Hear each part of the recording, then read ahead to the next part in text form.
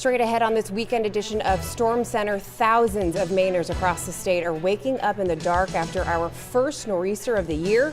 We'll check in on the outages. Plus, the UK has approved the Pfizer COVID-19 vaccine with distribution set to begin early next week. Also ahead. We want to make sure that people that are in need get the help that they need. How the Maine Mariners are doing their part to make this holiday season extra special for kiddos across the state.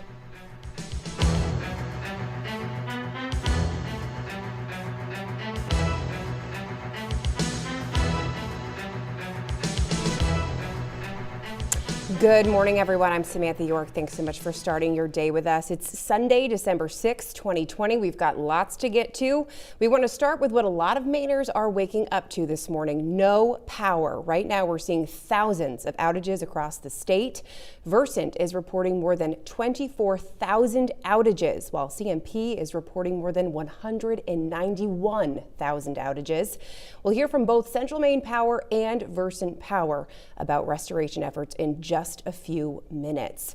We also have crews around the state ready to update you on the conditions throughout the morning during our Storm Center coverage. But first, let's check in with meteorologist Ryan Breton. Hey, Ryan. Sam, good morning to you. Good morning, everybody. The snow was really not the story in this storm. It was the wind overnight last night. And unfortunately, waking up to about 200,000 customers without power. 11 inches of snow, the highest total so far. That came out of Rangeley, but I do expect to get more reports in through the morning. Almost 3 inches of rain in Trenton and a gust to 64 miles per hour in Greenville. We'll start with the wind because that's what the biggest impact is out there this morning. We still have sustained winds up to 22 miles per hour in Portland, 25 miles per hour in Bangor, but we are getting gusts still up over 30 right now in Bangor and about 30 in Portland. Not enough to cause too much additional damage, but it is having an impact on the crews trying to get power restored this morning. The snow and the rain is now done in most of southern Maine. There may be a flurry out there, but there are a few snow showers working through central Maine and the mid-coast from Waterville and Winslow down through Whitefield and Jefferson into Waldoboro and Rockland right now. And another snow shower to the east of Bangor around Ellsworth and Otis right now. But in Bangor, it looks like things are quiet for the time being. Still some rain down east. You may see a brief flip over to snow as this last band of snow comes on through, and we still have some heavy snow falling through northern Washington County, northern Penobscot County, up through Aroostook County this morning as well.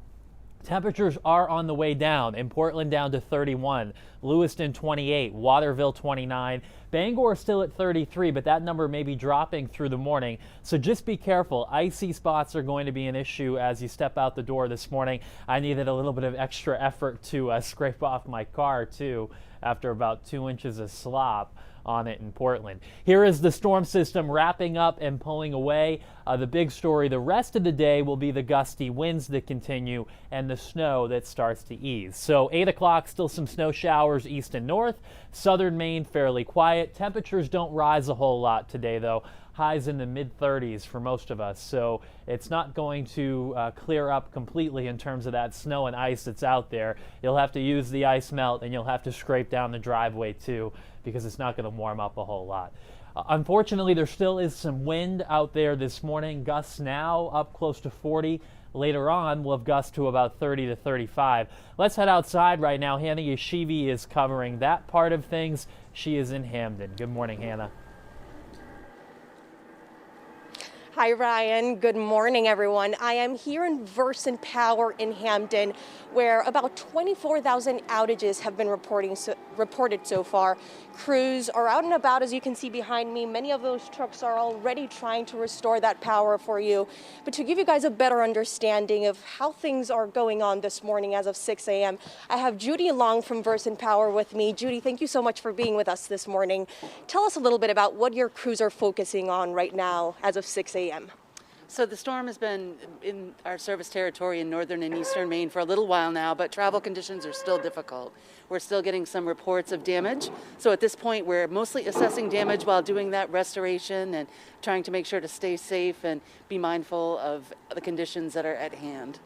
Judy, and for those folks that have to head out the door this morning, what are some of those tips, reminders that are always worth reminding people about? So the travel conditions are difficult, so if you have to travel, we would ask that you be careful and listen to advisories. If you see a down line, please call us and let us know. And CMP is also reporting 191,000 outages. And I also got a chance to speak with Emily Spencer this morning to tell us a little bit about what they're dealing with. And this is what she has to say. Currently, right now, we're looking at about 187,000 customers impacted throughout our service territory. We saw a combination of CMP's trimming zones to fall on wires. And so we had crews out there responding throughout the night to make safe, which means they were out there clearing debris and roads. And of course, they'll be out there all day working throughout the day. So remember, if you have to head out the door this morning, drive slowly, drive carefully, and on your way out, bring a coat because it's pretty cold outside. Now we're going to send things over to Shannon Moss. Shannon, what are things looking like on your side? Well, Hannah, you're absolutely right. It is very cold out. I think that is going to be the story today, of course, and the power outages. Take a look behind me. We are in Windham, right on 302, and you can see pavement. So the roads look great. The secondary roads, obviously, as always in any kind of snowstorm, a little bit more of an issue just because plows are focusing, obviously, on the main thoroughfares and the main roads, and they'll obviously get to those as they can. So if you need to go out, just be careful, like we always say. We're not new to this, but this is one of the first storms. So just, drive slow, take it easy. I would say, be the tortoise, not the hare, right? Slow and steady is going to win today. But, it's really not bad at all. Fortunately, it is, what is it? Wait, is it Saturday? It's Sunday. It's Sunday. So obviously not a lot of people heading to work. So that's good, right? So stay in, keep warm as long as you can. Plows have been out. Crews, right now, it looks like they're doing more cleanup, pushing back some snowbanks from parking lots here on 302. And if you do go out today, obviously, to clean up, to shovel, remember, be careful. The snow is heavy, but also it is very cold. So make sure layers, bundle up. We gotta stay healthy, right? All right, we are going to send it back to the studio right now. Thank you to all of our crews out there for us this morning. We're going to cover some news now. Governor Mills says she has tested negative for COVID-19. Governor Mills was tested on Thursday after she was exposed to a member of her security team who later tested positive for the virus. She'd been in quarantine since last Tuesday. Meanwhile, cases of the coronavirus continue to increase across Maine. The Maine CDC reports that 283 more Mainers have tested positive. There are now more than 2,900 active cases. Officials also reported 3 more COVID-19 related deaths. Those deaths were a man in his 70s from Waldo County, a woman in her 80s from Androscoggin County, and a woman in her 70s from York County. Of course, this wave of new cases and deaths is being seen across the country, forcing states to implement new restrictions. We're going to look at those measures and the president's rally in Georgia last night coming up.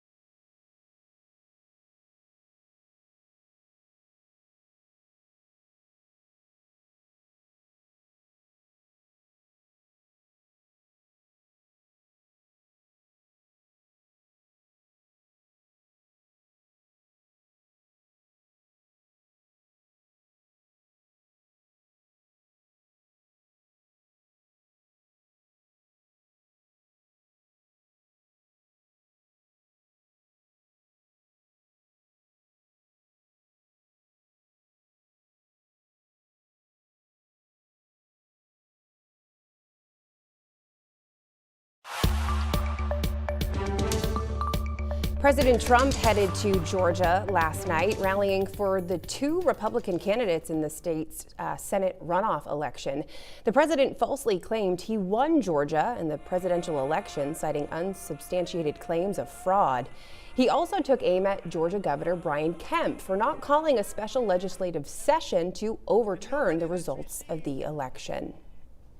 With more than 2,400 deaths reported Saturday and hospitals filling up once again across the country, the nation's governors are weighing new restrictions to slow the spread of COVID-19. And while health officials say things will continue to get worse, there is some hope on the horizon. NBC's Chris Pallone reports. In Northern California, people in 5 Bay Area counties are bracing for new COVID-19 stay-at-home orders taking effect Sunday night. Health officials hope shutting down things like outdoor dining, playgrounds, and salons quickly can save lives. Until we get through this wave, you should not meet in person with anyone you do not live with, even in a small group and even outdoors with precautions. But the restrictions have business owners losing hope. Christmas time come in, that's how people get the nail done more, get beauty for holiday, and now they shut down again. We don't know what we can do with our financial. Americans are dying from COVID at a rate of nearly 2 people per minute. The University of Washington says the virus is now the leading cause of death in the U.S., but there is some hope. Please roll up your sleeves. In Arizona, practice, not for COVID testing, but to give vaccine shots to people in their cars. An FDA vote possible Thursday for emergency use authorization for the first COVID-19 vaccine in the U.S. from drug maker Pfizer. As early as Friday of next week, we could see vaccinations happening across the country. But experts say even if vaccinations start next week, it will be some time before everyone in the U.S. can get one and before life truly returns to normal. And it's only when you've got a lot more vaccine and a lot more people immunized that you can really start to see the actual pandemic itself coming under control. A light at the end of the tunnel, maybe, but health officials warn things are bad now and will get much worse without stronger efforts to stop the virus. Chris Pallone, NBC News, New York. 6:13 on this Saturday morning. Many of you waking up without power. That means a lot of the webcams aren't working. This one in Damariscotta is, though. You can see the roofs there coated with some snow, but certainly not as much as anticipated in most spots. The wind, though, a big problem overnight and this morning. We'll talk about how long the wind will stick around and look at the week ahead, right after Big Ol' Fish.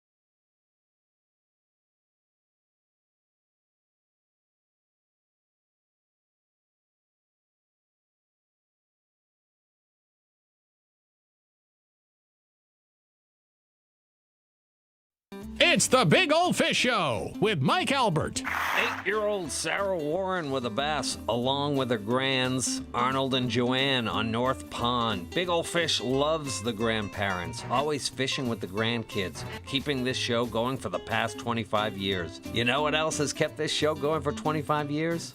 Fish. Our first Mason this morning is 8-year-old Mason Goulart. Mason wrestled this 5-pound fella from the Pitcher's Pond in Belfast. That's a big old bass, Mason.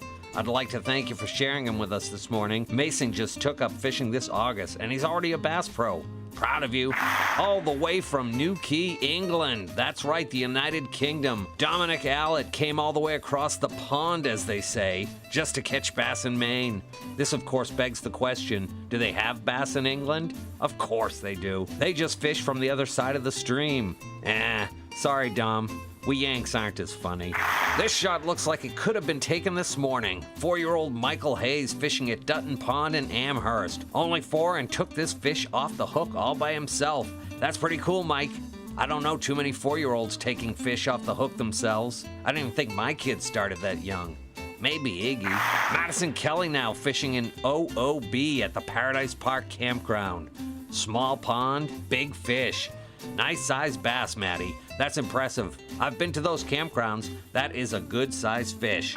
Our second Mason this week with an impressive bass his own self. Not sure if Mason was also fishing at the Paradise Park.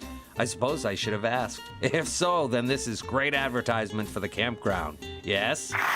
3-year-old Sawyer Lyle along the banks of the Androscoggin River with a yellow perch. His first. Looks like Sawyer had a great day for his first fishing adventure. Great weather. Remember that? Oh, memories.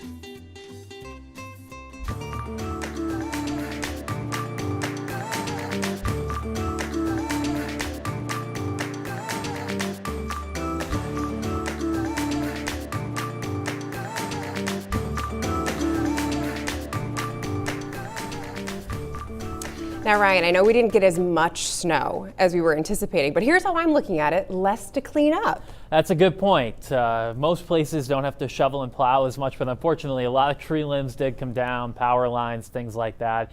It just stayed too warm near the ground yesterday for much of that snow to fall and accumulate. Right at the immediate coastline, it actually was rain for the majority of the storm. I was in Portland, for example, yesterday and just went 2 miles inland, though, and there were these big wet flakes falling, but they were falling when it was 34 degrees. So it really took quite a while to accumulate, but since it was so heavy, so wet, and so dense, it weighed down all of the tree limbs, all of the power lines, and we were expecting outages, but we have a lot. They are widespread this morning. One good piece of news is that I don't think there will be too many additional outages. We are expecting gusts to 35 miles per hour today, and the winds will gradually start to ease, so it will be a little bit of a slow process to get the power back. Temperatures have now, though, dropped below freezing, so be careful walking out the door this morning. You can actually see it.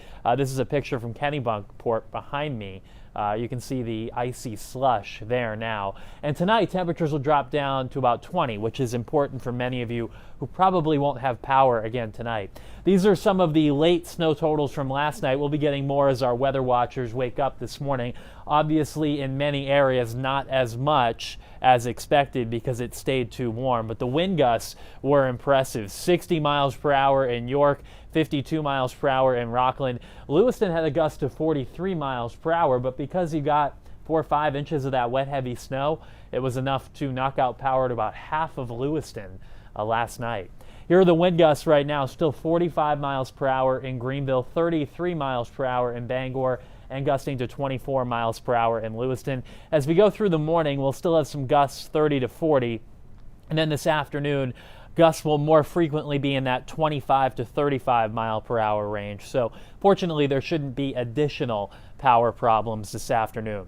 Some snow showers still left out there this morning. They've come to an end in southern Maine, but some flakes flying Waldoboro to Rockland. Bangor mostly dry right now, but there are some snow showers through Hancock and Washington County, and actually still some rain for Machias and Eastport. The last of the real heavy snow now falling across the county. Temperatures upper 20s to lower 30s this morning, so that's why things are starting to freeze up. And here's the storm system, actually a very impressive storm wrapping up as it heads into Nova Scotia. So a quick look at today, you can see we'll have a partly sunny sky in southern Maine. Temperatures don't go up a whole lot though, highs in the mid-30s. For most of us, and snow showers will continue in the mountains and north into the afternoon and evening. Tonight we do lose the snow showers. Temperatures will be dropping into the 20s though, so a chilly night tonight for those of you without power. And then tomorrow is a little bit better than today in that the wind will be less. Temperatures below the average though, highs only in the mid-30s for most of us during the day tomorrow. Tuesday, we actually miss a storm. That's some good news. This one will head out to sea. We don't want any more storms after the last one on Monday and this one for sure. We've got to get the power restored first. We'll have a partly sunny sky both tomorrow and Tuesday. There is a little weather system that comes in late Wednesday, more likely Wednesday night into early Thursday. Not very impressive, but enough for flurries and snow showers. Best chance for snow showers will be up in the mountains. Today sees 5 to 8 feet, starting to diminish this afternoon. Gale warning is up with the gusty winds on the water. So the next 7 show it is a chillier pattern. Highs only in the low to mid 30s all the way through Wednesday. Next chance for flurries and snow showers late in the day Wednesday into early Thursday, but that's with a warm front, so we should warm up maybe above 40 Thursday or Friday. So Sam, I know a lot of people not thrilled that the snow aspect of this forecast didn't work out, but hopefully most people heard the message that we were concerned about power outages. Yeah, so, absolutely. Thanks, yeah. Ryan. All right, we're going to check on more weather conditions around the state. We're going to check in with meteorologist Mallory Brook, who is in Norway. Good morning here in Norway this morning. The snow has stopped. We're left with a lot of wet snow and a lot of light snow. So the last bit of snow was actually really light and fluffy, our last 2 inches or so, versus the cement that we received earlier on in the storm. So a little bit of a combination of the two. It's hard to measure correctly just because of the fact that there was so much compression of the initial snowfall. About 7 to 8 inches, they say, was our final total here. And as mentioned through the day yesterday, we started about 11:30 with the snow here on Saturday, and it ended during the overnight hours. The big issue that remains here this morning is the wind. You can still hear it howling. The trees are caked, and the power's been flickering a lot, but we are thankful to have kept it at our house, at least for now, in Norway. That's the latest here from the Western Maine Mountains. Meteorologist Mallory Brook, News Center, Maine. We are also going to check in on conditions at the mid-coast this morning because no storm center is complete without Don Kerrigan. He's live with us this morning. And Don, I hear you've got your generator running. Yes, I do, and so do a whole lot of other people in this part of Maine anyway. Well, all over Maine, as we see by the numbers. We lost power about between 6:30 and 7 last night, at which point it was still raining here. We didn't change precipitation, Ryan, till around 9:15 last night, and that was sleet. We have about 1 inch of sleet on the ground out here. It's just sloppy, and it's a mess. It was snowing a little bit when I was out messing with the generator just an hour ago. The plow has been by, so roads are open, but I suspect they're pretty greasy, as sleet can do. The wind was just roaring yesterday and last night. The wind's way down now. But obviously, it's taken its toll on power. Just heard from the Lincoln County Emergency Management about 7,000 people out in this county. That's about a quarter of the population of the residences and businesses. They've got 10 roads closed, presumably because of branches and power lines and things like that. So it's we have these things happen, and a lot of people have generators. Most on my road do, I think. If you don't, it's a pretty chilly morning. Be careful with your generator. As always, don't run it indoors. Don't run it in the garage. Keep it outside for the exhaust, all of those things. But it's one of those mornings in the coast. Oh, Samantha, by the way, I've also got a couple inches of water in my cellar, so it's a good Sunday morning. Back to you. No, sorry about that, Dawn. Wish I could help you with that, but a little far away. Alrighty, we're going to take a quick break, but when we come back, your Outside Edge report is next.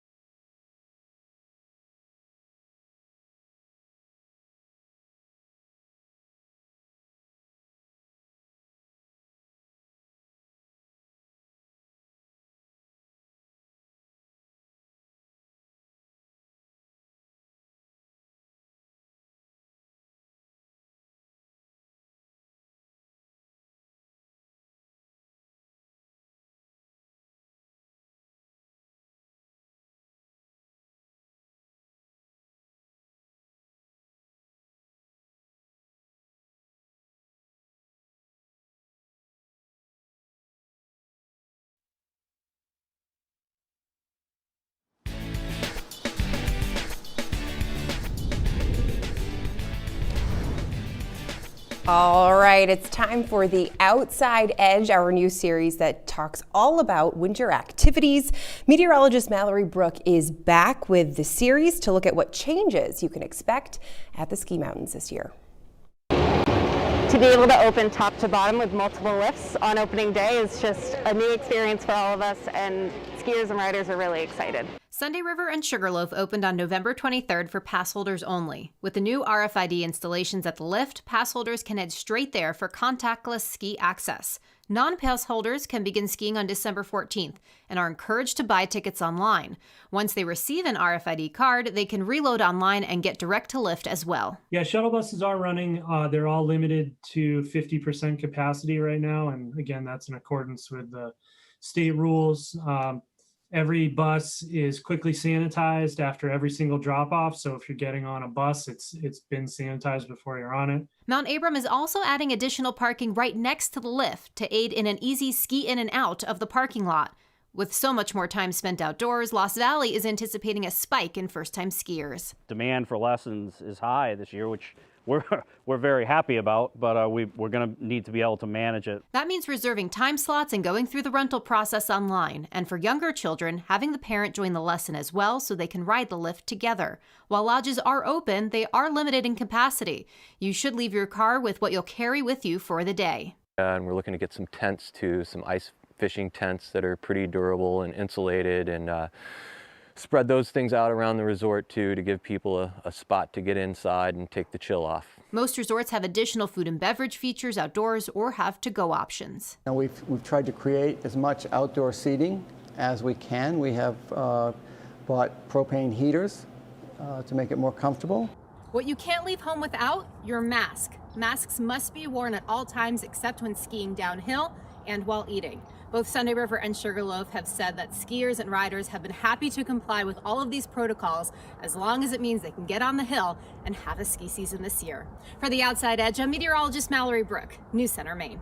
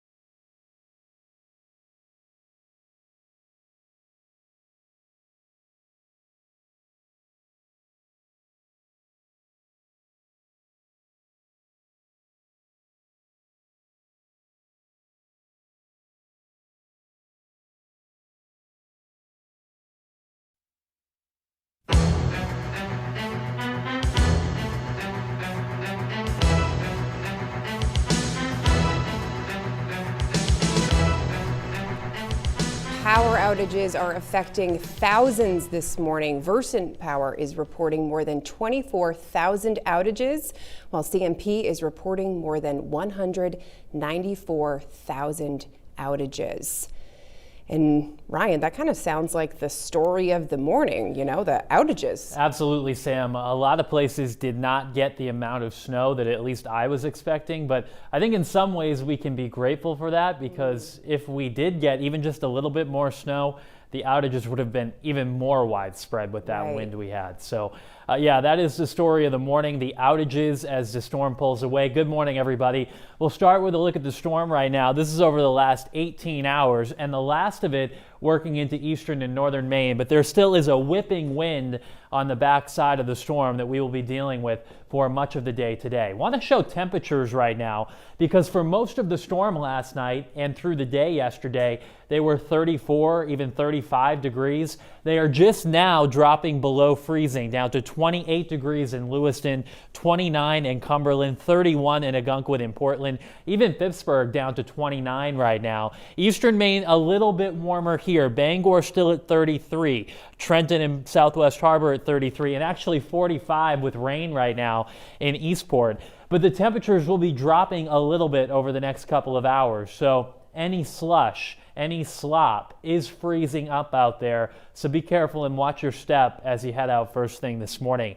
These are the current wind speeds coming in between 15 and 25 miles per hour right now, but we are getting gusts higher than that, gusting to 45 miles per hour in Greenville, 33 miles per hour in Bangor, and about 30 miles per hour right now in Rockland and Portland. You can see the last of the precip working through eastern and northern Maine. Looks like a flurry or two up around Rumford and Jay right now. There is a snow shower coming through the mid-coast around Waldoboro, Rockland, and Camden right now. Bangor, things are okay, but we still have rain falling down east, and yes, even some snow up north as well right now. So we'll quick look at the hour by hour. Shows temperatures won't warm up a whole lot today. Highs in the mid 30s, and the snow will continue in the county. The rest of us, it's wind gusts up to about 35 miles per hour today. So probably not too much additional damage here, but it is going to be a factor through the afternoon. So we'll have a mix of clouds and sun today. Highs getting up into the 30s. Let's head outside right now. Shannon Moss with us on a Sunday morning. She is in Windham this morning. Shannon, what are you seeing out there, and how was your drive there this morning? Ryan, it actually wasn't too bad. Secondary roads, obviously the ones that, you really need to be careful, slow and steady. Obviously, anytime there's slush and, the roads got to have snow covered, any situation like that. But once you kind of got to the main roads, they were pretty clear. You can see behind me, or in front of me actually, thank you, Tom, that the plows are out in force. That's really, other than that, there's really not any cars out here. But we've got the trucks, they're trying to clear the parking lots, they're moving all the snow banks to get out of the way of the parking spaces, typical stuff going on here, basically cleanup. But the other thing, Ryan, that you've mentioned all morning, which is really the case, is the wind. And it's cold. This tree behind me of course, it's because it's live TV and I'm pointing it out, is quiet now, but it's just been, the branches have been going crazy. Look, the lights are falling off. Basically, it's a hot mess. It's like me right now on a Sunday morning. Power's still out of my house. It's been out since like 7 o'clock last night. A lot of people dealing with the same thing. You drive up, all you hear is the generators buzzing everywhere. So just if you're going outside today to clean up, just be careful because it is cold. So dress warmly and just be careful out there. We're going to send it up now to Hannah Yeshivi. Hannah, how are you doing this morning? You cold? Very cold, Shannon. Good morning, everyone. I am here in Hampden, where, as you can see, the snow is still falling. Very thin snow, but very cold snow. And as in many other parts of the state, as you can see right here, it's the same type of snow that we're seeing. It's heavy, it's cold, it's sticky, and that can cause roads to be a little dangerous. So if you have to head out the door, just take it slowly, drive slowly. Crews are coming in and out. They're working hard to restore your power. CMP right now has about 191,000 outages. Versant Power has about 24,000 outages. And Emily Spencer from CNP has some tips for you. This is what she has to say. We want to, of course, remind people to stay away from any down lines. The famous CMP quote still stands, no line is safe to touch. And we also encourage people that if they've lost power to turn off or unplug any major appliances and sensitive electronics. We don't want people using range or outdoor stoves to heat their homes. And if folks are in need of shelter or food, we encourage them to reach out to 211 for available resources. In the next half hour, I will also be joined by Judy Long, the spokesperson from Versant Power, to tell us a little bit more about what the crews are dealing with right now and during this storm. But as of right now, just take it slow and be careful out there. Sammy? Yes, exactly. Thank you so much, Hannah. All right, Santa, the missus, and a couple helpers from the North Pole were in Auburn this weekend collecting toys and other donations. Everything will go to the Salvation Army's Angel Tree program, which helps provide Christmas gifts for hundreds of thousands of children around the country each year. The toys are being collected outside of the big lots, or inside, I should say, on Center Street, and will go to families in the community. After everything 2020 has brought, those at the Salvation Army say these donations couldn't come at a better time. Knowing that we are able to provide a Christmas for a child in need who might not be able to have that, it just gives you a feeling that it's hard to explain. You know, knowing that we can bring joy to families and we can offer hope to people, especially during these days. If you would like to donate a new unwrapped toy to the Angel Tree, Santa and the gang will be back in Auburn next Saturday from 11 a.m. to 4 at Big Lots. The Maine Mariners aren't playing hockey this season, but they are still holding events to help the community. Saturday, the team put on a drive-through teddy bear toss with the help of the South Portland Fire Department. Usually this event happens at a game where fans throw stuffed animals onto the ice to donate them to kids in need. This year that wasn't a possibility, but the Mariners officials say they want the community to still know they're here, rain, snow, or shine. All the stuffed animals collected will be going to the Boys and Girls Club of Southern Maine and gifted to kids in need this holiday season. 6:38, time to take a quick break, but when we come back, after approving Pfizer's coronavirus vaccine, the UK is ready to start distribution. More on who gets the vaccine first, coming up.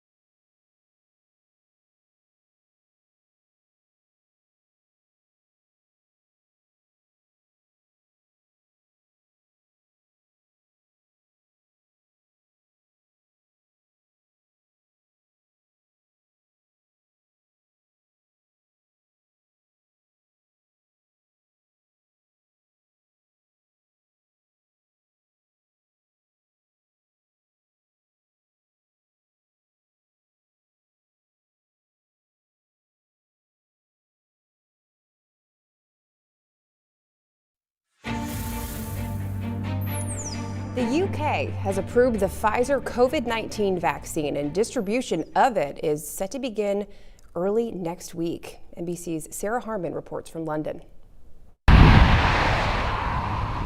It's almost here. After becoming the first country to grant emergency authorization to the Pfizer vaccine this weekend, Britain is preparing to start inoculating the general public beginning on Tuesday. We expect quite quickly to go up to about 400 a day, and then beyond that 500 and above. And we're putting plans in place already. We're starting to plan if we need to increase that, where do we go next? First up are those over 80 years old and those who work in care home and nursing home settings. followed by frontline healthcare workers. St. Thomas Hospital here in central London is one of 50 hospitals across the country that will be giving out the first doses. Of course, massive logistical challenges remain. The Pfizer vaccine, of course, requires 2 doses 21 days apart and extremely cold storage at minus 94 degrees Fahrenheit in order to remain effective. Sarah Herman, NBC News, London. Well, good Sunday morning, everybody. Storm system pulling away, and by far the big story is the power outages. I'm updating some of the snow totals, the wind gusts, and I've got a pretty cool picture to share out of one of the snow jackpots. Believe it or not, some people did get a lot of snow out of this, and we'll talk about it up next.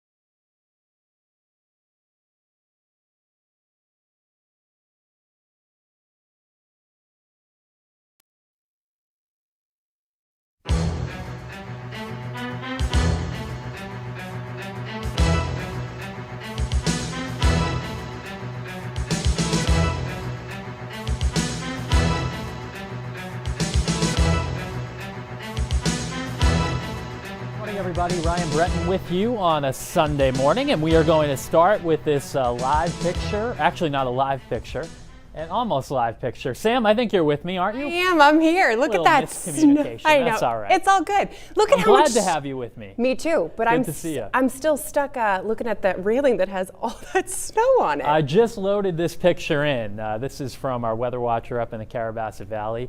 A lot of people wondering where the snow is. Well, some people did get it. This picture just coming in. And this is not at Sugarloaf. This is a mile or two away from Sugarloaf. And Lloyd says about 10 to 12 inches of snow at his house, and he thinks the mountain probably got a little bit more than that. These are some of the latest snow totals coming in.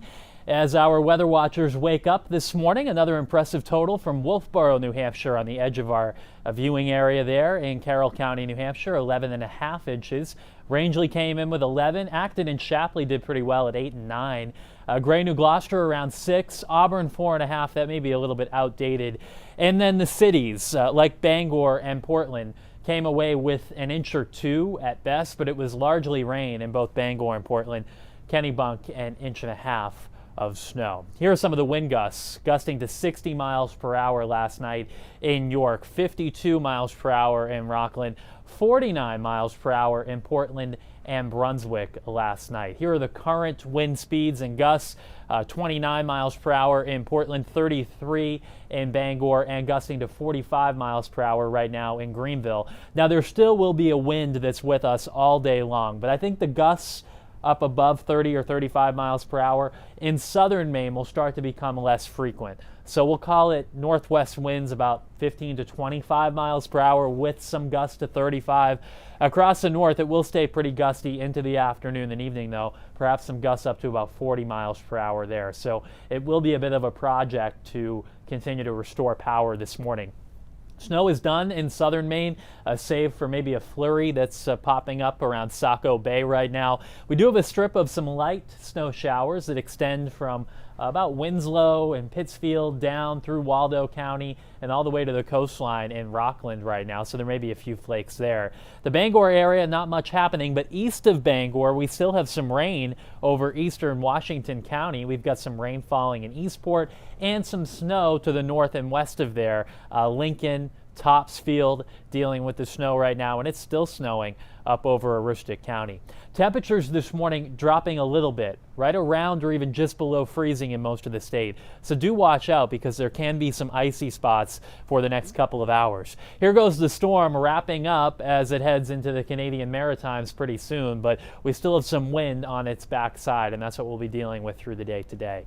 So maybe a flurry will be out there in southern Maine, but other than that, it will be a partly sunny day, temps in the 30s. Snow showers do continue in the mountains and up north, maybe an additional couple of inches in Aroostook County, but for all intents and purposes, most of us are done with a significant accumulation out of this system. Do want to mention that tonight it will be getting chilly, lows in the upper teens to lower 20s. That's obviously important for most people without power. And then tomorrow is a chilly day again. Not too much wind though tomorrow. That's some good news. 5 to 10 or 5 to 15 miles per hour with highs that'll be in the 30s tomorrow. We have a pretty quiet start to the week. How about this? We actually missed a storm on Tuesday. The storm track directed way out to sea, so no weather concerns with that. The next chance for any rain or snow comes in with this warm front, and that comes in late in the day on Wednesday. So Wednesday night, Thursday morning, flurries and snow showers possible with this. Not a big system at all, but might be enough for a little bit of accumulation up in the mountains, where we want it, right? Seas 5 to 8 feet this morning. They will start to subside a little bit this afternoon. Gale warning is up on the water. So the next 7 show that it's actually somewhat chilly this week compared to where we've been. Average high is in the upper 30s, and we'll spend most of the week in the low to mid 30s with some chilly mornings too, down in the teens. But Sam, the good news here, no big storms in the forecast, at least for the next few days. Back to you. That's definitely something to celebrate. Thanks, Ryan. Yeah. And now it's time for your first cup of Political Brew.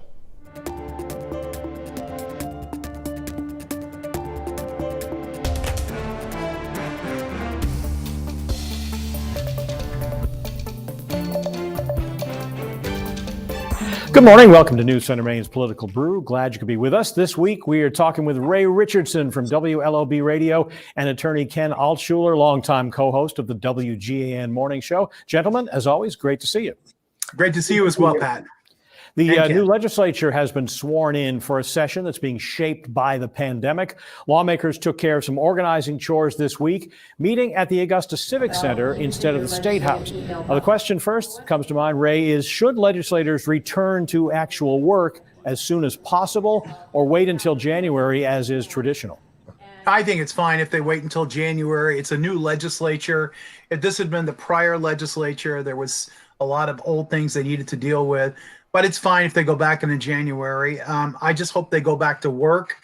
As you know, in the prior legislature and in some other prior legislatures to the last one, they would show up to work and then they would sit and wait and wait and wait. I hope the opportunity exists here for Ryan Fecteau to set a new tone as Speaker of the House, that we're ready to work and we're not going to waste people's time.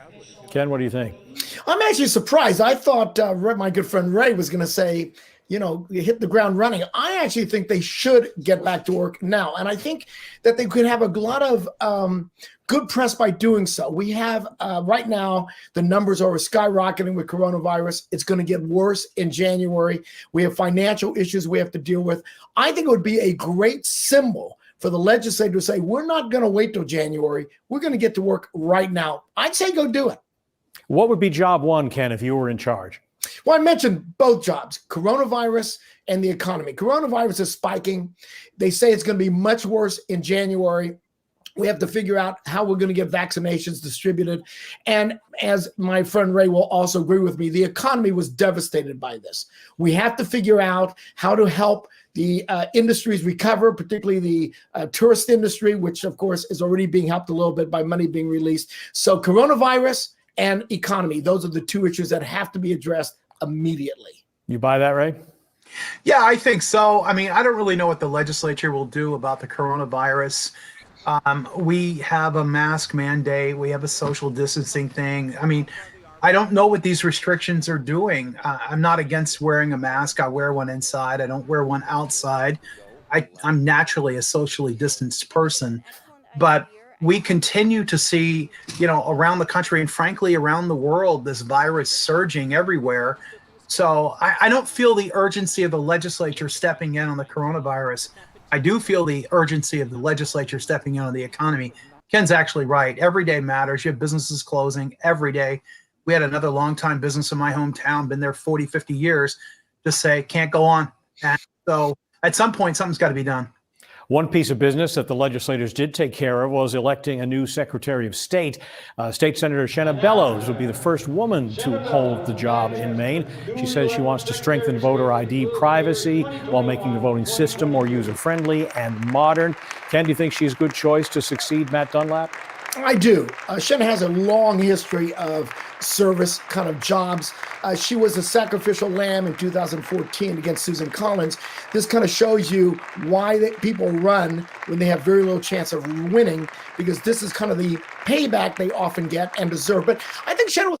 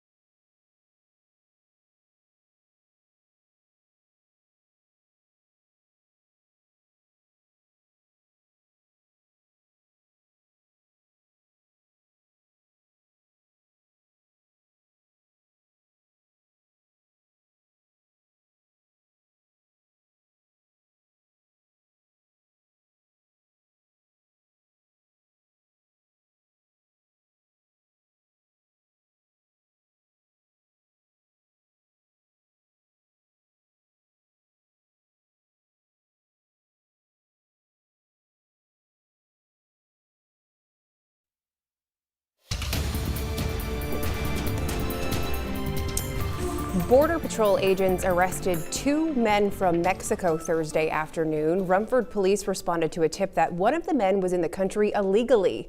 After stopping the man and a person he was with, officers learned they were foreign nationals from Mexico. Police say one had a fake identity, prompting them to contact U.S. Border Patrol.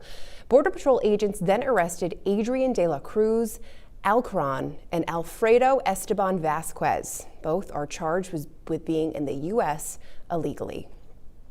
A person is recovering from severe burns following a apartment fire in New Hampshire. Rochester Fire Department units rescued a man who has not been identified from the apartment and began providing medical care.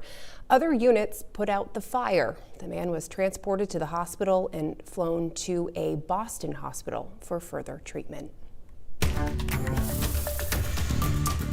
A local project is hoping to brighten the city of Waterville during the darkest days of the year. The Art Kits for All program recently launched the Winter Solstice Luminary Project. It's provided crafts for local kids since the beginning of the pandemic. This latest project aims to lighten up the city on the winter solstice by providing luminary kits to about 1,600 students enrolled in Waterville Public Schools. I've even heard from parents. Sometimes we get seniors coming who want to get a kit, and it's for them like it's a little release. It's a way to like give your brain this relaxing, really calming activity, and I think we need that.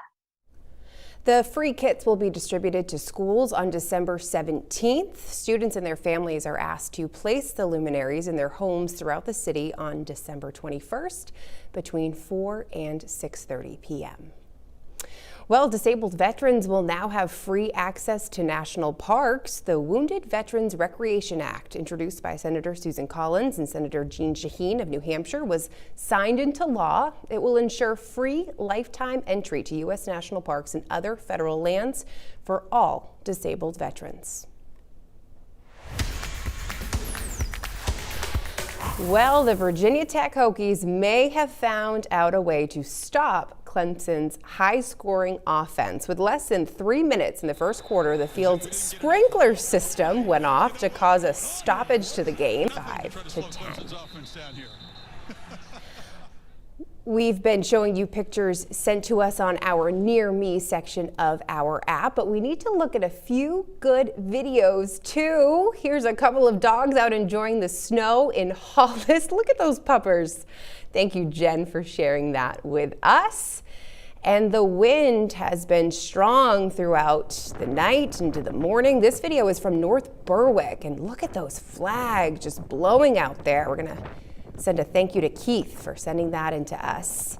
You can take a look at all the pictures and videos we've received. The Near Me section is in the bottom right corner of our app. Once you're there, you can change one of the filters to show exclusively storm pictures. It's as easy as that. And if you want to show off some pictures of your own, all you have to do is open our app and click on the Storm Center Pics and Videos section on the home page. If you do send in some stuff, hold your phone horizontally. It makes us easier to share it on air and online. All right, our Storm Center coverage continues after the break.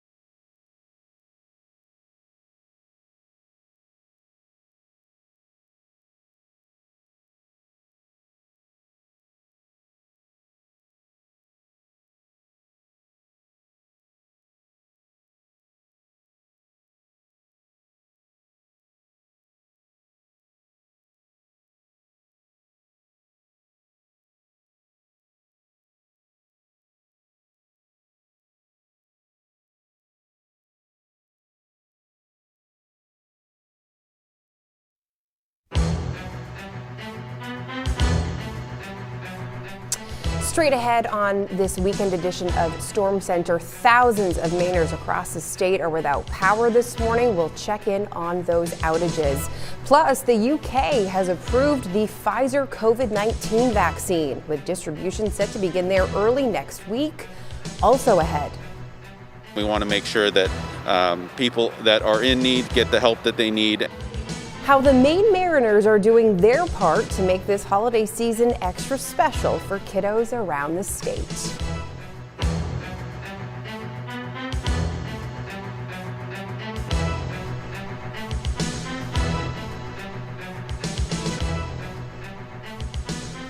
Good morning, everyone. I'm Samantha York. Thanks so much for starting your day with us. It's Sunday, December 6, 2020. We've got lots to get to. We want to start with what a lot of Mainers are waking up to this morning. No power. Right now, we're seeing thousands of outages across the state. Versant is reporting more than 22,000 outages, while CMP is reporting more than 194,000 outages. We'll hear from both Central Maine Power and Versant Power about restoration efforts in just a few minutes. We also have crews around the state ready to update you on conditions throughout the morning during our Storm Center coverage. But first, Let's check in again with meteorologist Ryan Breton. Hey, Ryan. Hey, good morning, Sam. Good morning, everybody. The snow aspect of this storm didn't really work out, but unfortunately the wind did, and that's really the big story. 12 inches of snow, the highest report so far, that coming in from the Carrabassett Valley.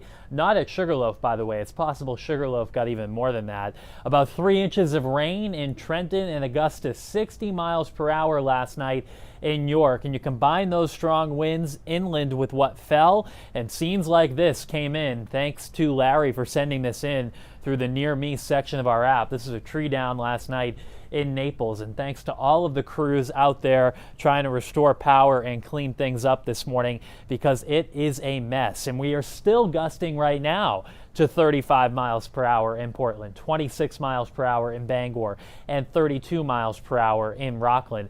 Most of the precipitation in southern Maine is done. There might be a flurry or two out there, but you can see overall in southern Maine things coming to an end. There is one little shower to go from Rockland up into Waldo County and then up toward the Pittsfield area as well right now. Not much happening in Bangor, but to the east of Bangor, this is the back edge of the real steady precipitation. It's snow through interior Hancock and Washington counties, and trying to mix some snow over in Machias. It's still rain though in Eastport. Snowing hard though up in the county where they have several inches on the ground, and that's where we may get an additional few more inches through the day.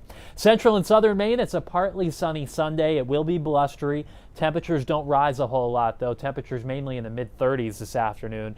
Eastern and northern Maine, low to mid-30s, and that's where the snow showers stay in the mountains and up north through the afternoon. So there may be some additional accumulation up there, but by and large, most of us are done with the impact in terms of precipitation from this storm. It will remain gusty though.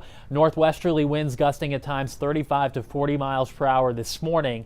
And then this afternoon, the gusts should mainly be in the 30s. We'll have a mix of clouds and sunshine, high temperatures in the mid-30s, and it remains chilly and blustery this evening. Worth noting tonight, we drop down to about 20, which is important because a lot of people even tonight may still be without power. We want to get more on that aspect of the storm. The power outage is really the biggest story this morning. And joining us live now, Hannah Yeshivi. She is in Hamden with more. Good morning, Hannah.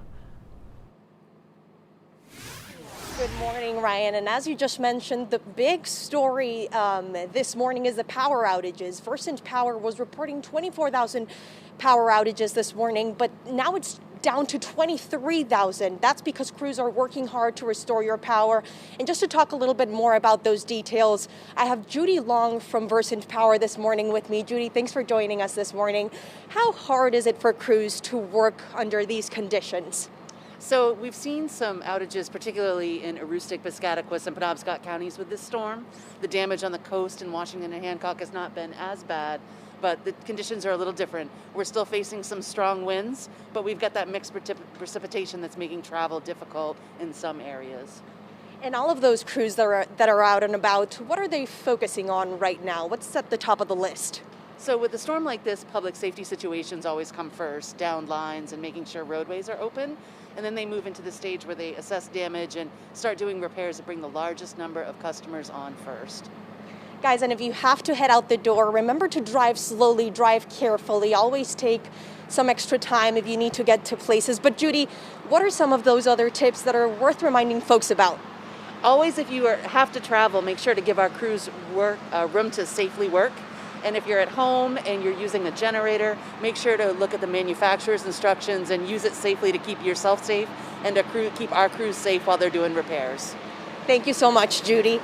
And I also spoke to Emily Spencer this morning from CMP, which they are also reporting over 100,000 outages this morning. And this is a little bit of what she had to say. We've prepared pretty far in advance for this storm. We knew it was coming. We had 300 line crews ready to go. That included 100 internal CMP crews, and we're receiving support from in and out of state contractors, and that it also includes crews from our sister companies in Connecticut and New York. We knew it was going to be a big one, and so we were well prepared to respond. And like I said, we're going to be out there all day.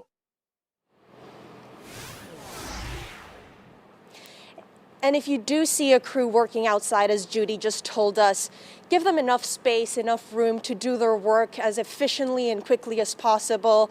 And they're going to try to restore your power throughout the day. And now we're going to toss things to Shannon. Shannon, what are you seeing right now?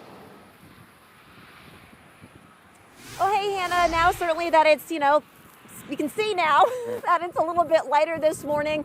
What you're seeing is clear roads, fortunately.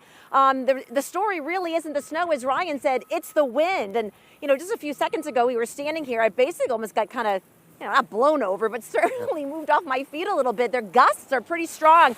These lights, as you can see, kind of looking like a Charlie Brown Christmas tree right now. So we're gonna have to do some, a little bit of fixer-upper work here to this poor guy later on today. And if you are gonna be out, whether you're cleaning up, we've got crews out here. They've been out here all morning, getting the snow obviously off the roads, moving the snowbanks back out of the parking lots.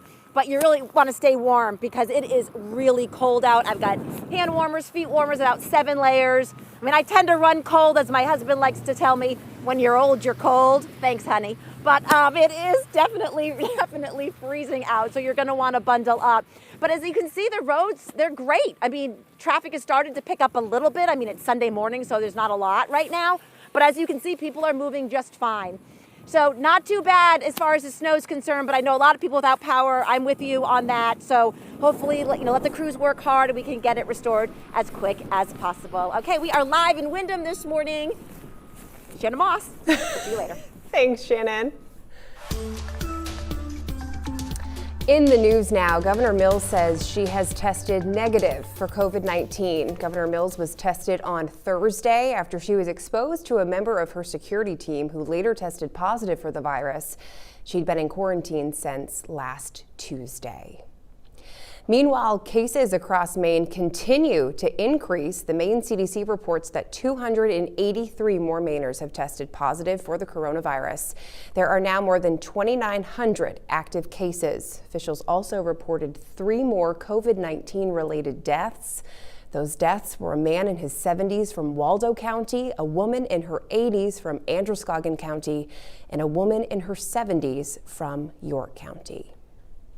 7:08, time to take a break, but when we come back, President Trump held a rally in Georgia last night. What he had to say about the state's election process and January's runoff election. We'll be right back.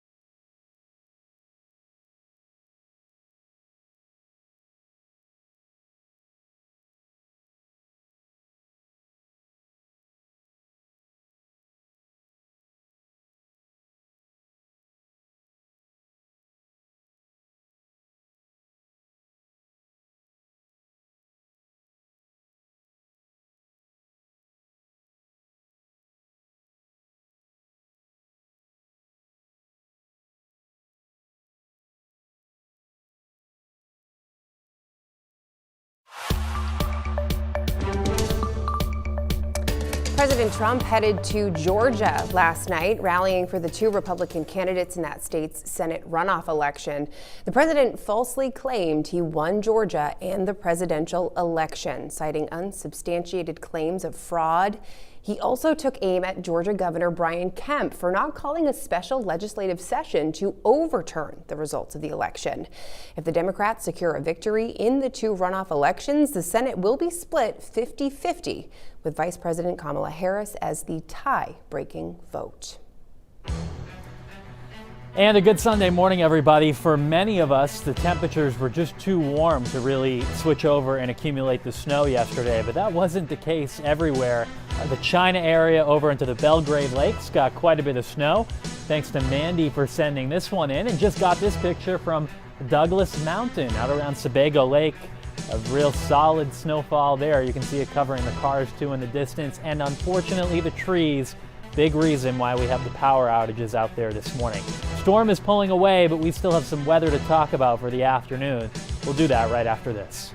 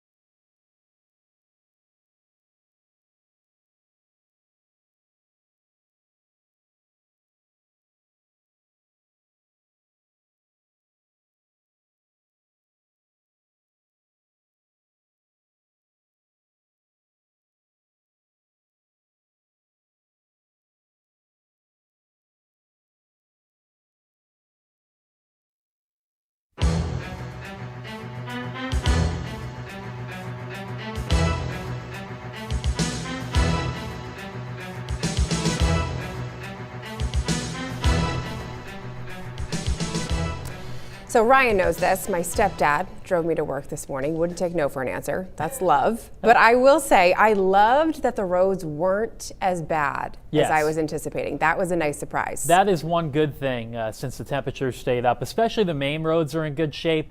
I will say the temperatures have dropped a little bit through the morning though, so some of the side roads, your own driveway, just watch your step as you head out this morning as temps are near freezing.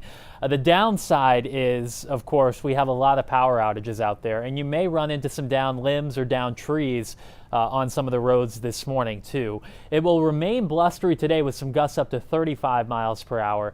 Fortunately, shouldn't be too much additional damage from here, maybe an isolated outage from here or two. And it will be chilly tonight, which is worth noting. I think we'll still have outages out there tonight. Lows will be down near 20. So obviously along the coastline, and for many of us, it just was too warm to completely switch over to snow. But we did inland. Wolfboro, New Hampshire, 11.5 inches. Rangeley, 11. Acton, Shapley, and York County, 8 and 9 inches. Great New Gloucester got about 6. about 5 in Lewiston, Auburn, and only an inch or 2 in Bangor and Portland. But the wind left no one out, that is for sure, gusting to 64 about 4 o'clock this morning in Greenville. 60-mile-per-hour gust last night in York, a 49-mile-per-hour gust in both Portland and Brunswick. Here are the winds right now, still gusting to 35 miles per hour in Portland, 32 miles per hour in Rockland, and now still a gust to 47 miles per hour up in Greenville.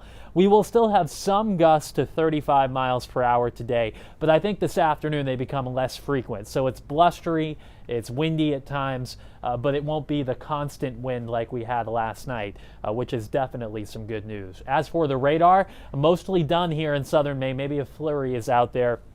We have one more snow shower coming out of the Pittsfield area and Skowhegan down into Waldo County, and maybe some light snow even falling toward Rockland right now. It's possible.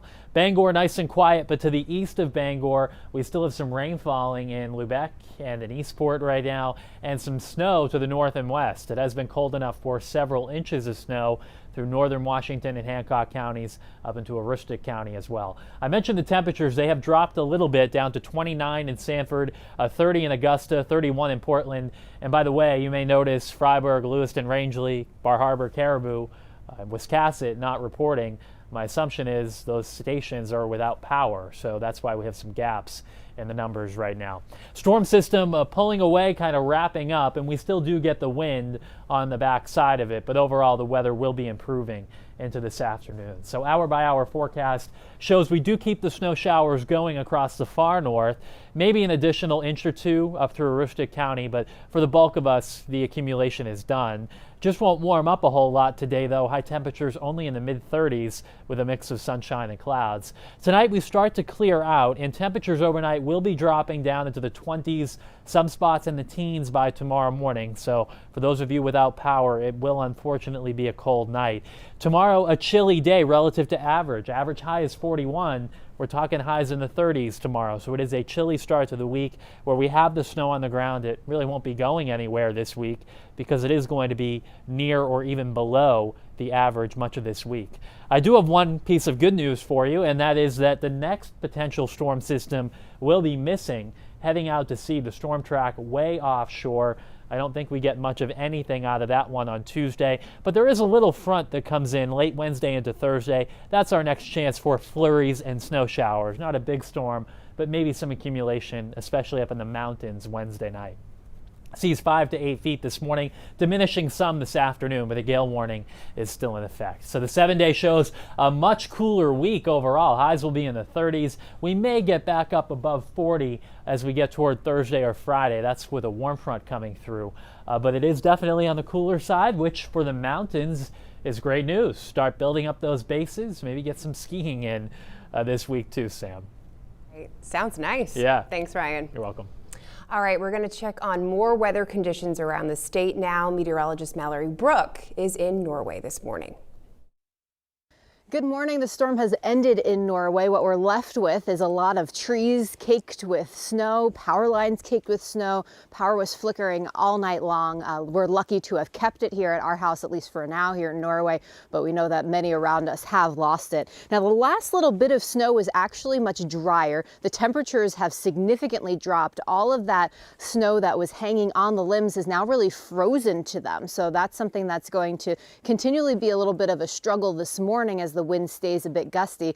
We'll see those winds stay elevated through the morning, and that of course could lead to more power outages. But totally, the snow was a very compact start, and then it was a very fluffy end. Very hard to measure too. Last night we were about 6 to 7 inches. I'd say we finished probably 7 to 8 with the final little bouts of some of that drier snow. But overall, very impactful storm. A lot of branches down, limbs down, of course, power lines down that we're going to have to clean up from for the remainder of the weekend. In Norway, I'm meteorologist Mallory Brook, News Center, Maine. All right, we're also going to check on conditions in the mid-coast. That's where our Don Kerrigan is with the generator on. He's got 2 inches of water in his basement. Don, what else is it doing where you are? Well, aside from that, it's not doing too much. Good morning, Sam. Cheyenne the dog here. You may be able to see her head just peeking above the table. The dogs were very confused going outside this morning and suddenly seeing it white and wanted to sniff everything. And this one just sort of stared to figure out what was going on. What's going on is no power here. We only got about a ½ inch of sleet. It didn't change over till around 9:15 last night. So I measured about a ½ inch on the gas grill. Even looked at the Pemaquid Point webcam this morning, and the sleet actually got all the way there, right on the tip of the land down on the ocean. So the grass is white, but that's about it. So we dodged that bullet. The road's been plowed. I was out. It wasn't bad. Little greasy in a few spots, but pretty clear otherwise. About 7,000 people in our county out of power, according to Lincoln County Emergency Management. They said a couple communities are planning to open some warming shelters. The internet is out, so I haven't been able to see yet which ones those are. But the power outage is the big thing, and it is very wet. We got a tremendous amount of rain here, standing water in our yard. A lot of other places, streams high. Expect there may be, if there's some low-lying places on some roads, you might want to be careful in those. But we dodged the bullet as far as snow goes. A lot of wind, but right now, for Ryan, right here, there isn't a lot of wind. It isn't all that strong, but we know that where it is windy in a lot of places, that's going to slow down the response of the power line crews, because they can only put the buckets up if the winds are below a certain point for safety reasons. So, we're going to deal with this. Lucky that we have a generator, which needs to be fueled pretty soon, I think. And I know a lot of other people do, but for those who don't, please check on your neighbors, make sure they're okay, and that they can stay warm. And that's what we'll get through early December. I guess we expect this, Samantha, sooner or later. We sure do. Thanks, Dawn. Always good to have you with us in the morning. All right, join us next for our Sunday Social.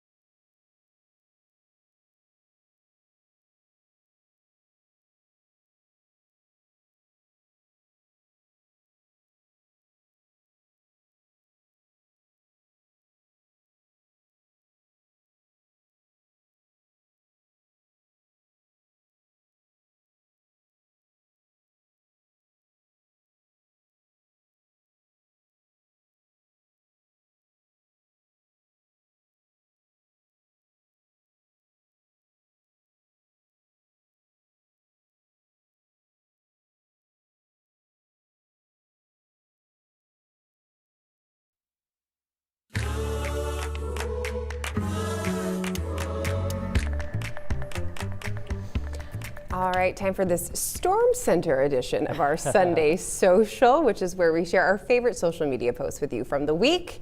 Ryan, you're up first. Well, I was scrolling, Sam, and this one just happened to catch my eye on Friday.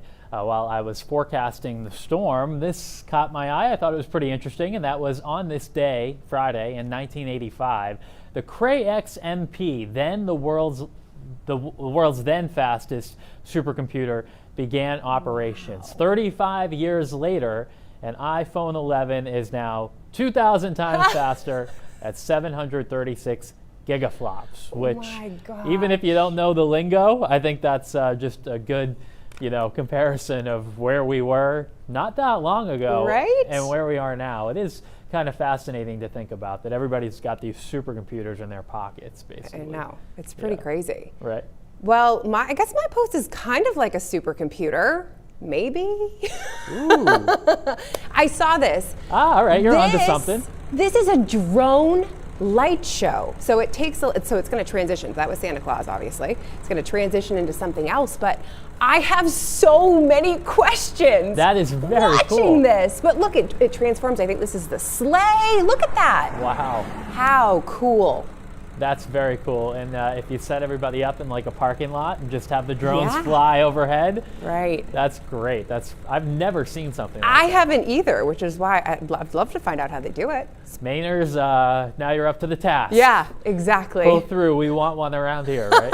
And you don't have to worry about snow on the branches and limbs if you've got a drone. You just fly it when the weather's good. Exactly. Works Pretty out cool. perfect. Great. Yeah. All right. Thanks so much for joining our Sunday Social. We'll be back with more news and weather after the break.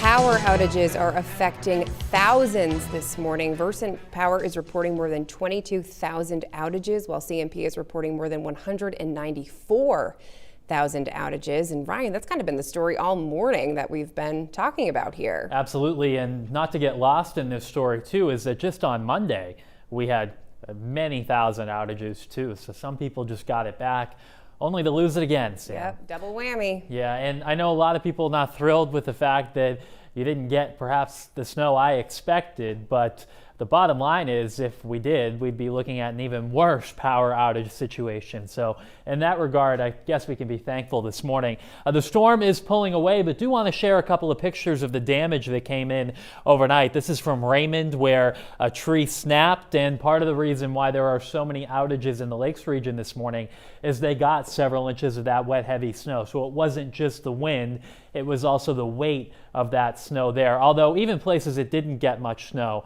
saw quite a bit of damage. Jackpot area, Carrabassett Valley, about a foot of snow there overnight last night. Here are the winds right now. We're gusting to 35 miles per hour in Portland, 47 still right now in Greenville. Now, most of the precip has ended in southern Maine. We've got maybe a flurry that's out there right now. There is one very light snow shower working out of Waldo County heading into Belfast, and maybe a sprinkle or flurry around Rockland right now. The Bangor area nice and dry, but to the east of Bangor, this is kind of the last gasp of the storm. Still rain down east, but to the north of there is snow. Northern Hancock and Washington counties up into Aroostook County, we are dealing with the snow still out there this morning. So the hour-by-hour forecast shows that we hang on to some snow showers up north. The rest of us, it's partly sunny. It's still blustery today with winds coming in out of the northwest. It won't be as consistent as the wind we saw overnight. The winds today will be more in gusts, up to at times 35 miles per hour. So hopefully that means they can start restoring power and we don't have too many outages from here. So the plan looks like this: gusty with some snow continuing in northern and eastern Maine. Most of us around 30 right now, so watch out for some icy spots. Even along the coastline, temperatures have dropped below freezing. So there may be some slick spots in your driveway or on secondary roads this morning. Clouds and some sunshine middle of the day. We're in the 30s, and then it's chilly and blustery. Sun going down at 4:04 this afternoon. Want to head outside? Shannon Moss live for us this morning. Shannon is in the Windham area with more on some of the power outages and damage and what went on overnight. Good morning, Shannon. Good morning, Ryan. Yeah, we're here. We're at Stormy, who's, by the way, a big hit. I have a lot of honks, you know, people waving. I love it. Anyway, as you can see, roads are clear. I mean, it's pretty great. The traffic's been moving. I mean, obviously there's nothing now because, you know, of course we're live. But traffic's been moving, not a problem at all. You want to be careful, though, when you're out because I mean, this is a lot of water, so it's very slushy. But like right over here, I mean, it's pretty icy. So you want to be careful when you're out and about and you're cleaning up. Also, the wind is a big factor. Look at this tree. We've been kind of monitoring it, you know, all morning, and the lights are falling off. And so it's kind of a hot mess today. So hopefully, you know, people will be able to fix this up a little bit later. But the wind is definitely an issue. So if you have to be out or when you go out to, you know, clear your driveway, your front steps or whatever, you're just going to want to be careful and dress warm. I know a lot of people are without power. I'm in that boat as well. Not easy, especially when it is cold, but hopefully with the lack of snow right now, that crews will have the ability to work quick and get it done as soon as possible. But other than that, it's not too bad. I mean, besides the wind and the cold, it's not an issue on the roads. So if you do have to go out and about today, you know, you're going to be okay. Some of the secondary roads obviously have a little bit more slush on them and a little bit more snow covered. So you want to use caution, as we always do, right? Tap those brakes. You know, we're used to that. So other than that, you know, you're pretty good. Fortunately, it's a nice day to stay at home if you can. But I can't complain. I mean, I'm cold, but other than that, you know, we're in a oh my God, we're in a parking lot with a Subway, and all I can smell is the bread that they're making. So it is all good in Windham right now. But we're going to send it up to Hannah Yashivi to see what is going on in her neck of the woods. Hey, Hannah. Hey Shannon, good morning everyone. I am still here in Hamden this morning. A little bit of thin snow still falling down the sky, but it's the same type of snow that we've been reporting since yesterday. It's heavy, it's sticky, and that can cause dangerous conditions if you're driving. So please drive carefully if you're heading out the door. And the main story for this storm, as Ryan is telling us, is the outages. Versant Power is reporting 22,000 outages that crews are now working hard to fix. And then CMP is reporting almost 200,000 outages, also working really hard to restore that power to you guys.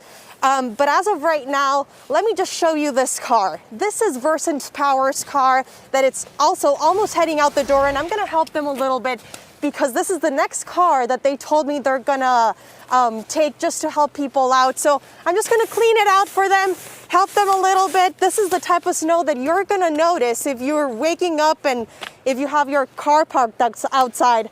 So just take it slowly and be safe out there.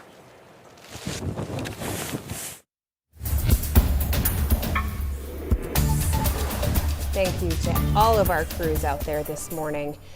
More news now. The Maine Mariners aren't playing hockey this season, but they are still holding events to help the community. Saturday, the team put on a drive-through teddy bear toss with the help of the South Portland Fire Department. Now, usually this event happens at a game where fans throw stuffed animals onto the ice to donate them to kids in need, but this year that wasn't a possibility. But Mariners officials say they want the community to still know they're here, rain, snow, or shine. This is just one of many events that we plan to do to make sure that the community knows that the Mariners are part of Portland, they're part of Maine, and we want to make sure that people that are in need get the help that they need, and we're able to facilitate that. All the stuffed animals collected will be going to the Boys and Girls Club of Southern Maine and gifted to kids in need this holiday season. 7:36, we're going to take a break, but when we come back, Santa, the missus, and some helpers from the North Pole were in Auburn this weekend. We'll explain what they're doing when we come back.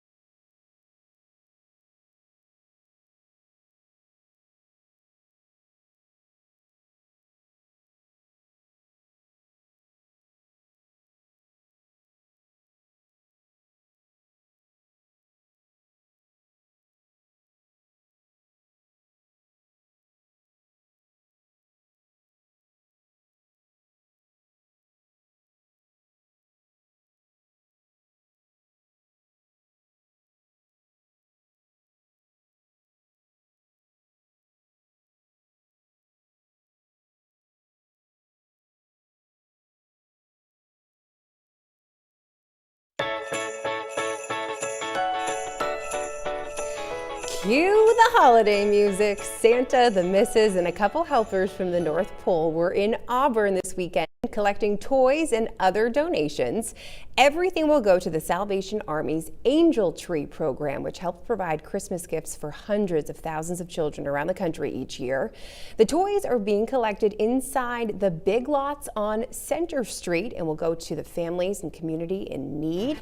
If you'd like to donate a new unwrapped toy to the Angel Tree, Santa and the gang will be back in Auburn next Saturday from 11 to 4. Still to come, after approving Pfizer's coronavirus vaccine, the UK is ready to start distribution. More on who gets the vaccine first, coming up.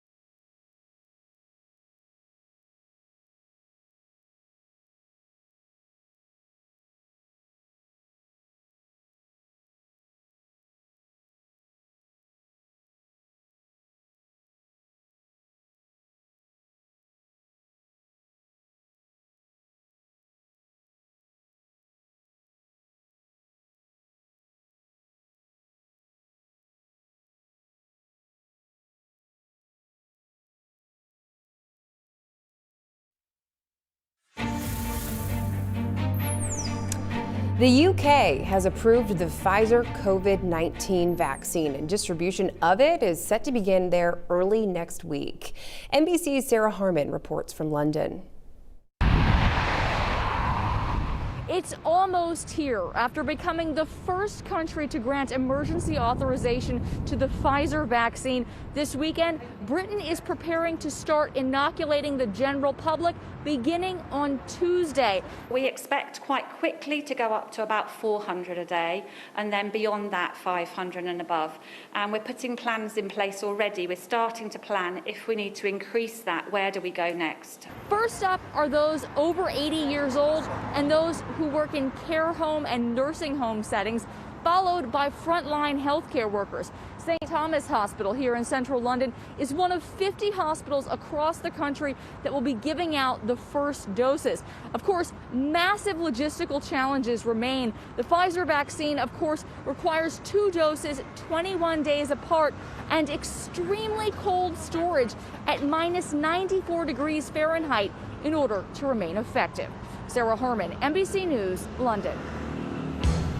Good Sunday morning, everybody. Want to thank all the crews out there working through the night and early this morning, cleaning up scenes like this in Naples, where you combine the wind with the sloppy snow we got. Quite a bit of outages and damages inland this morning. This is a nicer scene, though, by nearby Douglas Mountain, where you can see several inches of that wet, heavy snow. Now, along the coastline, just was too warm last night, so I didn't see much of an accumulation. The storm pulling away. We'll talk about what follows it for the week ahead. Up next.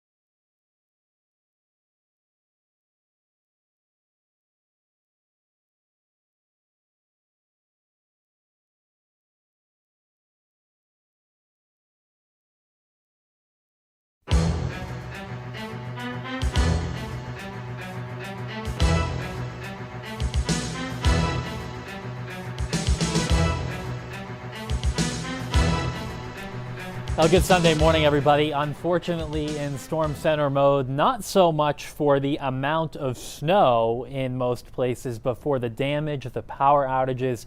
That's the biggest story near and along the coastline this morning. Inland, though, there were several inches of snow, especially western Maine up through the mountains. Outages are widespread, and it still will be gusty today. We'll get some gusts up to about 35 miles per hour at times. It won't be the consistent wind we had overnight, but there still will be some issues today. And watch your step, too. The temperatures have finally dropped below freezing after being above freezing for much of the storm, so there are some icy spots this morning. And tonight we'll be down to about 20. So those of you without power, that will be something to keep in mind tonight. Here are the latest snow totals. 12 inches in the Carrabassett Valley, about 11 inches in Wolfboro, New Hampshire and Rangeley, 8 to 9 inches in parts of interior York County, Acton to Shapley. Also the Gray New Gloucester area, a good 6-7 inches of snow. That's where there are a lot of power outages this morning. Winslow about 6, and then Hamden got 3, and both Bangor and Portland only about 1.5 inches. It just was too warm in the cities to accumulate that snow overnight. As for the wind, that left no one out. We gusted to 64 miles per hour early this morning in Greenville, 60 miles per hour in York, gust of 52 miles per hour in Rockland, and 49 miles per hour in both Portland and Brunswick. Here are the wind gusts this morning right now coming in out of the northwest, gusting to 35 miles per hour in Portland, 32 miles per hour in Rockland, and 26 miles per hour in Bangor. As I mentioned, the wind won't be as consistent as it was yesterday afternoon and last night, but there still will be some gusts in the 30s through the day. So you'll notice the wind if you have plans outside, or if you're going to be cleaning up this stuff too. That will be something to consider. As for the snow, a couple of flurries around southern Maine, a couple of more snow showers too. Very light stuff on the mid-coast. The Bangor area mostly dry, but there are a few flakes around Carmel that'll start to move toward the city pretty soon. Down East Maine, we still have some rain falling, Eastport up north to Calais, St. Stephen. And then as you work to the north and west, that's where it's been cold enough for mostly or all snow. And the county still getting slammed there with moderate to at times heavy snow this morning. Here are the temperatures. They have dropped, now down to 32 in Bangor. That's down from last hour. Portland 31, Sanford 29. So there are some icy spots out there. If your driveway hasn't been salted yet or your sidewalk hasn't been, just be careful and watch your step. By the way, all the gaps are because of power outages. We don't have data in some towns this morning. Storm starting to pull away, but the breeze will continue on its backside through this afternoon and evening. And then high pressure does build in to bring us a more pleasant start to the upcoming week. So temps today get into the mid-30s with a partly sunny sky south, hanging on to flurries and snow showers across the north. Tonight it's quiet, but it is chilly. Low temperatures will be in the 20s for most of us overnight. And then tomorrow is a cool-ish day for this time of the year. Highs in the low to mid-30s. Notice the average high 41, so it will be a below average day tomorrow. Some good news to share, and that is that we actually miss a storm coming up on Tuesday. It will head out to sea. Storm track too far offshore. The next chance for any rain or snow comes late Wednesday into Thursday. This is a frontal system that could bring some flurries or a very light snow, particularly to the mountains. Keep you posted on that as we get closer to it. Seas 5 to 8 feet today. A gale warning is up. The wind will start to subside slowly this afternoon. So it is a much chillier week. Highs will be in the 30s for much of the week. We do start to moderate things a little bit, back up to about 40 on Thursday and Friday. But the good news is no big storms, and Sam, after we get beyond today, no big wind either. And I think we all can be grateful for that. That is welcome news. Thanks, Ryan. We did want to apologize for a technical glitch during the first portion of Political Brew last hour that cut it short. The full version of it will be up on our website later today. And with that, it's now time for our second cup of Political Brew. Good morning again. Welcome back to News Center Maine's Political Brew. Joining us this morning are Ray Richardson and Ken Altshuler. Gentlemen, good to have you with us as always. The economic recovery is clearly losing steam, and Mainers, as well as the rest of the country, are looking to Washington for help. Senators Susan Collins and Angus King helped craft a $908 billion proposal for pandemic relief. Ken, what are the chances of success here? I think pretty good. Mitch McConnell is talking now. That's good. I think the fear about the Georgia Senate election is dissipating somewhat. And I think they have to do something. And I think Mitch McConnell is on board. The question is, will it be effective? You know, I'm not a big fan of just throwing money at problems. And I think when you look at what happened with the first PPP money, a lot of businesses got it that shouldn't have had it. I think we have to really target industries such as the hospitality industry here in Maine and focus on those businesses really who took it on the chin because of coronavirus. They have to do something, but let's also be wary of inflation. You can't just print more money and make the problem go away. And Ray, what do you think? Would President Trump get on board with this, and would that be enough to get it through?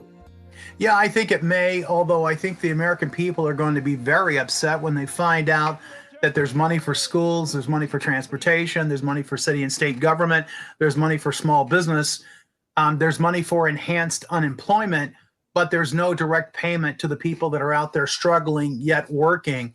As you both know, in this particular proposal, there is no $1,200 payment like there was in the last one. And I think the American people are going to feel like, once again, they're out there doing their part and their government doesn't care about them. Well, we'll see how it plays out. Do you think this would signal any kind of resurgence of senators seeking some middle ground, or is it just a one-time thing? Yeah, we've got to work together. You're going to have President-elect Biden. It looks like you'll probably have at least 51 Republicans. They're going to have to work together or nothing will get done. But they've got to work together on things that make sense. We can't work together just because we want to work together. When there are principled issues at play here, you can't cave in just to get along. Is this a sea change, Ken? I think it is. I'm actually quite optimistic, although the Democrats did not take over the Senate and won't, because they won't win 2 seats in Georgia. They may not even win 1. I think you still have the moderates like Susan Collins, Lisa Murkowski, even Mitt Romney. So you have 3 Republicans at least that are middle of the road and will often join logical Democrats, moderate Democrats, to get things passed. I think when the Republicans don't have to defend Donald Trump anymore, you'll find them being much more rational and reasonable. And I think that we can have some real change in the Senate. President Trump has raised more than $170 million as he continues his electoral challenges. Ken, do you think this is at least part of why the fight goes on so fiercely, even without as yet any significant success in the courtroom, in order to pay for future political endeavors? You hit the nail right on the head. This has nothing to do with the election, because this is a leadership PAC, and a leadership PAC can be used by President Trump for whatever he wants to use it for, which includes bailing him out of debt that's going to come due very shortly. Shame on the president. It has nothing to do with the election. And the people who follow him and who are giving him money thinking it has to do with the fraudulent election, think again. Donald Trump doesn't care about you. He cares about himself and his family. Ray. Well, as you may imagine, I'm going to disagree with my good friend Ken. There are a lot of irregularities and anomalies in this election all over the country. I'm not going to sit here and tell you that it's fraud because I don't have the resources to investigate it. What I'm going to tell you is that these irregularities and anomalies need to be looked at, and they need to be accounted for. Rudy Giuliani came out the other day, and I guess he's taken the case to court. He says 40,000 people double voted in Nevada. That's not unreasonable when you mail out ballots to everybody. A video has surfaced out of Georgia showing ballots being taken out from under tables and suitcases. Someone has to answer for these things, and we've ultimately got to see what the Supreme Court does in Pennsylvania. But is part of it about the money? Well, money is power, power is money, and politics is all about both. So, of course, it's always about the money because it's always about the power. But at the end of it all, I believe Donald Trump believes he won this election, and he's just trying to prove it. Whether you guys agree with that or not, if he believes that and he fought the good fight, why wouldn't he see it as far as he could? But Ray, most of his money is not being used for these lawsuits. Most of this money is going to Donald Trump to manage. And he's not spending them on looking out for where this fraud came from. That's the problem. He's got to spend this money. Well, and look, you may be right about that, Ken. There is a lot of money flowing in to fund lawsuits. And there is a persistent rumor that Donald Trump is going to hold an event on January 20th if he isn't resworn in to announce his 2024 campaign. I don't know that that's true, but that's a persistent rumor out of politicos who are smarter than I am. All right, let's get your quick take on the winners and losers in politics this week. Start with Ken. Well, I think the winners, Pfizer and Moderna, they were the first to put out a vaccination. Of course, it's not widely distributed yet. There'll be others that follow, but they were in the forefront. Not only are they going to make a lot of money doing this, but they were really first on the scene. So I would say they're the winners. The loser's not going to be a surprise to you. Donald Trump, who is using this PAC money to basically finance his own lifestyle. And it's a shame on him and shame on his followers. And he's the loser of the week. And Ray. As you may imagine, I disagree with that. So I'm going to agree with him on the drug. I'm going to say it's basically Pfizer, Moderna, and the people of this country, and frankly around the world. The speed at which these vaccines came forward and the ability to distribute them is nothing short of amazing. So I think we all win there. The loser for me is intellectual curiosity. It just seems like to me that people ought to be more concerned, no matter the outcome, forget who won, with all of these election irregularities, like in New York District 22 or in Virginia, where 14,000 ballots magically appeared. We ought to be asking questions. I'm not saying they're fraud or even malfeasance. We just ought to know why, like in New York 22, where 55 ballots show up that haven't been counted 4 weeks to the day from the election. That's something somebody ought to have to account for. All right. Ray Richardson, Ken Altshuler, as always, thanks for being with us. We thank you for watching Political Brew. We'll see you next time. News Center Maine is back after this.